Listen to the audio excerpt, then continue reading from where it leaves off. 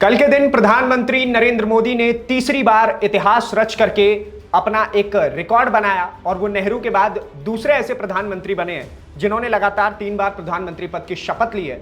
और कल के दिन इतिहास रचा गया। बस इतना ही नहीं, बल्कि कल के दिन सभी मंत्रियों ने, जिन जिन के हाथ में मंत्री पद आएगा, उन सभी को भी शपथ दिलवाई गई कि वो संघ के प्रति अपनी निष्ठा जरूर रखेंगे। लेकिन इसमें चौंकाने वाली बात क्या है? ये तो हो गई उन लोगों की बात जो अब खुश होंगे, जो मिठाइयां बांटेंगे, जो ढोल बांटेंगे, अपने ढोल बजाएंगे अपने इलाकों में। लेकिन दुख की घड़ी तो उन लोगों के लिए है जो इससे पहले यानी कि 2019 के नरेंद्र मोदी के टेन्योर में मंत्री पद पर थे और 2024 के टेन्योर में मंत्री पद पर नहीं है। और ये कुछ ऐसे खास नाम हैं जिनको होना जरूरी था, जिनका होना भी जरूरी था पार्टी में और साथ ही मंत्री पद पे, लेकिन इनको कहीं ना कहीं पार्टी ने साइडलाइन कर दिया, या तो इनके खुद के किए के कारण और या नहीं तो पार्टी से मतभेद के कारण। बाकी पूरी खबर क्या है उसे विस्तार से जानेंगे। ये कौन कौन से नाम है उसे भी विस्तार से जानेंगे। उससे पहले आप मेरा परिचय जान लीजिए। नमस्ते, मेरा नाम नीतीश ठाकुर है और आप जनहित टाइम्स देखना शुरू कर चुके हैं। दरअसल इस लिस्ट में सबसे पहला नाम अर्जुन मुंडा का आता है। Arjun Munda ministry of tribal affairs और ministry of agriculture and farmer welfare संभाल रहे थे और इन्होंने खुंती लोकसभा सीट से चुनाव लड़े, मगर कांग्रेस के कालीचरण मुंडा से इनको 2024 में करारी हार का सामना करना पड़ा। अब इसमें सबसे बड़ा सवाल यह बनता है कि इनके मंत्री पद जाने का बड़ा कारण क्या है।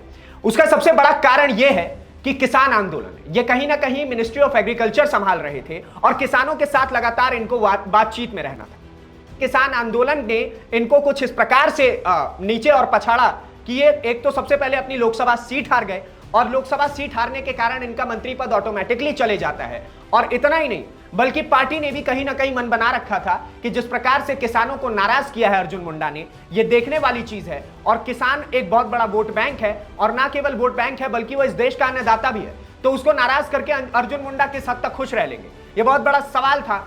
और लगातार किसान भी इनसे बहुत ज्यादा खुश नहीं रहते थे। इनके प्रति उनका द्वेष बहुत आक्रोशित तरीके से दिखता था, चाहे वो 2024 का किसान आंदोलन हो, 2023 का किसान आंदोलन हो या फिर 2021-22 का किसान आंदोलन हो। ये चारों वर्षों ने अर्जुन मुंडा को कहीं ना कहीं बहुत पीछे फेंका है।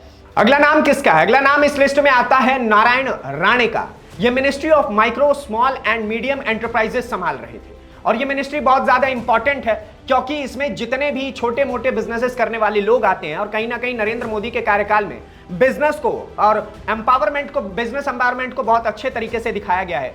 बट हुआ कुछ ऐसा कि इन्होंने अपने काम को बहुत अच्छे से ये संभाल नहीं पाए।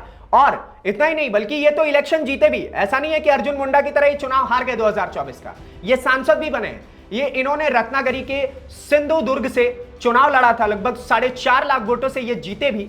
परंतु इनके मंत्री पद जाने का सबसे बड़ा कारण यह है कि ये एक बयानवीर नेता थे और इस बार कहीं ना कहीं बयानवीर नेताओं को भारतीय जनता पार्टी ने बहुत हद तक साइड किया है। इन्होंने एक बार शंकराचार्य के ऊपर टिप्पणी भी की। शंकराचार्यों के ऊपर इन्होंने कहा था कि भाई साहब, शंकराचार्य हमें क्यों बताएंगे कि हमें क्या करना है क्या नहीं करना, और बहुत अभद्र बातें भी इन्होंने कही थी।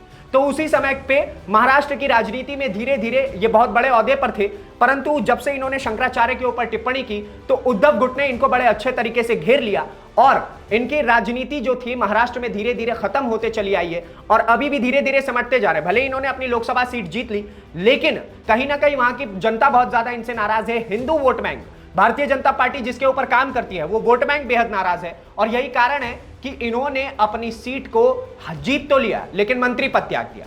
भाई साहब, तीसरा नाम तो इतना जरूरी नाम है जिनके बारे में सुनकर के सबसे पहले आप चुटकुले लेंगे, हंसी लेंगे, मजे लेंगे कि भाई साहब ये क्या हो गया। अगला नाम स्मृति जुबिन ईरानी का आता है। Ministry of women and child development और साथ ही मिनिस्ट्री ऑफ माइनॉरिटी अफेयर्स, ये दोनों ही मिनिस्ट्री स्मृति ईरानी संभाल रही थी। और लेकिन पार्टी में बड़ा अच्छा ओहदा था, पार्टी के नेता भी भरपूर प्रेम करते थे और कहते थे कि स्मृति ईरानी बड़ी अच्छी नेता है, ग्राउंड पे भी बड़ा अच्छा चल रहा था सब कुछ।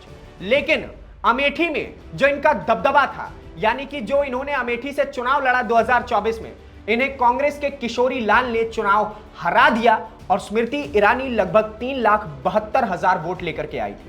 आप सोचिए कि एक और यहां पे आपको पता होगा कि स्मृति ईरानी राहुल गांधी को चैलेंज कर रही थी। अमेठी सीट को लेकर के लगातार राहुल गांधी के ऊपर तंज कसा जाता था कि अमेठी छोड़ के भाग गए, अमेठी छोड़ के भाग गए। लेकिन जिस प्रकार से राहुल गांधी के नेता ने इनको पटकनी दी और स्मृति ईरानी को पता चला कि भाई साहब ज्यादा आंकड़ में रहना बहुत ज्यादा गलत होता है। यही कारण है कि ज्यादा एटीट्यूड के कारण अमेठी से इनका पत्ता साफ हो गया, और ना केवल अमेठी से बल्कि मंत्री पद से भी स्मृति ईरानी का पत्ता साफ होते चले गया। तो आप सोचिए कि किस प्रकार से इतने बड़े बड़े नेताओं का भी मंत्री पद चले जाता है। तो स्मृति ईरानी कहां स्टैंड कर रही है, और बहुत सारे ऐसे लिस्ट में नाम है जो बहुत अच्छे तरीके से छाटे गए। अगला नाम एक और बहुत बड़ा नाम है, यह अनुराग सिंह ठाकुर। अनुराग ठाकुर की मैं बात कर रहा हूं। इनके पास ministry of information and broadcasting और साथ ही मिनिस्ट्री ऑफ यूथ अफेयर्स और स्पोर्ट्स, ये 3 मंत्रालय इनके पास थे, और उसके बावजूद भी आज इनको एक भी मंत्रालय नहीं मिला। इन्होंने मंत्री पद की शपथ ही नहीं ली कल के दिन। और साथ ही मैं आपको बता दूं कि ऐसा नहीं है ये हारे हो चुनाव, इलेक्शन इन्होंने हमीरपुर से लड़ा था, चुनाव जीते भी, और ना मतलब ऐसे वैसे नहीं जीते हैं, 6 लाख वोटों से चुनाव जीते हैं। और इनका मंत्री पद जाने का सबसे बड़ा कारण यह बताया जा रहा है कि इनको ऐसा नहीं है कि इनको दुख के कारण इनका मंत्री पद छीना गया है। इनकी बहुत अच्छी परफॉर्मेंस रही, चाहे वो मिनिस्ट्री ऑफ इंफॉर्मेशन ब्रॉडकास्ट में हो या फिर इनकी मिनिस्ट्री ऑफ स्पोर्ट्स और यूथ अफेयर्स में हो। इन तीनों ही मंत्रालयों में इन्होंने बहुत अच्छा काम किया था, परंतु फिर भी मंत्रालय इनसे इसलिए ले लिया गया है क्योंकि पार्टी इनको एक बहुत बड़ी जिम्मेदारी ले सकती है। और जयप्रकाश नड्डा, कई सूत्रों का कहना तो यह भी है कि जयप्रकाश नड्डा को जिस प्रकार से पार्टी से साइड किया गया है और मंत्रालय उनको दे दिया गया है, तो हो सकता है कि अध्यक्ष पद भी अनुराग सिंह ठाकुर को मिल जाए। यह उनके लिए बहुत अच्छी खबर होगी, क्योंकि पार्टी में एक बड़ा ओहदा होना भी अपने आप में बहुत बड़ी बात होती है। और देखिए कि अनुराग ठाकुर इस पूरी सूची में, जो मैंने अब तक की सूची पढ़ी है, चाहे वो स्मृति ईरानी हो या फिर अर्जुन मुंडा हो, इन सबकी सूची में इकलौते अनुराग ठाकुर के लिए ही मंत्री पद जाना खुशी की खबर होगी, अन्यथा सबके लिए दुख की ही खबर है। अगला नाम आता है पुरुषोत्तम रुपाला का।